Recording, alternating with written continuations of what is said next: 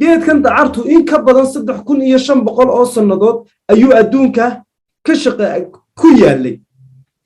يجا dadka marka xadaaradaha adduunka soo maray ee kala badnaa ay qolaba si u isticmaali jirtay haday noqonayso masaaridii hore haday noqonayso Chinese-kii hore haday noqonayso Carabtii hore Greek-kii hore Romanian intuba ay ka faa'iideysan jireen amba ha uga faa'iideystaan qurxinta maqaarka iyo timaha ha noqoto amba gudaha caafimaadkooda kor ugu qaadaan hadaba taariikhda badan ee geedka dacarta ay adduunka ku leeyahay waa halka ay ka bilaamatay shirkadda Forever Living Product iyo ganacsigeedu halku ka bilaamay waxa weeye markay aragtay shirkaddu faa'iidada iyo taariikhda dheer ee geedka dacarta adduunka ku leeyahay waa shirkaddu waa sababta ay alaabteeda inta uga badan ay uga samayso geedka dacarta kaasoo dacartu waxtar badan bulshada u leh waana magaceeda kale loo yaqaano كمبانيجي دعارته كمبانيجي Forever Living Product waxa la asaasay 1908 meeyadii 3 sano muddo ka badan ayuu adduunka ka shaqeynaya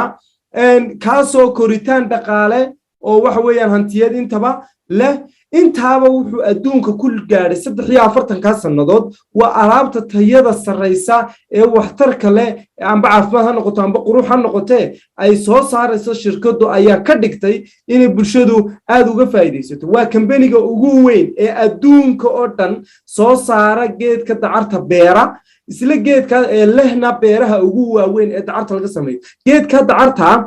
waqtiga uu baxayo laguma buufiyo wax ayaan ka dila laguma buufiyo wax waqtigeeda dejiyo toona hab dabiici ah ayuu ku baxaa alaabtuna wax soo saar wada dabiici weeyaan shirkadu waxay leedahay dhakhaatiir iyo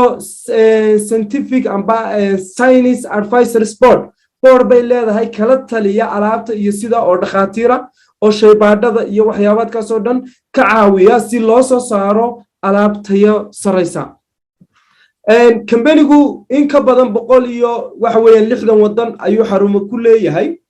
أو حلابتي سطالة سيدا سيسلا مدنا خليج كعربتا أو ديجانا دين الصومالي دين وجي سو قارينا إن كبدن سديد يطبعا حرمات هذين نقولنا السعودي هذين نقولنا الإمارات هذين نقولنا قطر انتبه وكل يهاي شركته كمان شقيسوا كلية علابتها waxyaabo kala duwan bay ka shaqeysaa hodheelada leedahay waxay leedahay logistics ka shaqeysaa laakiin inta ugu charity bay leedahay laakiin inta ugu badan alaabta iyo wax soo saarka ayaa ka shaqeysaa kambanigu wuxuu leeyahay international certificate uu ku shahaadooyin caalamiya oo uu ku mutaystay wax soo saarkan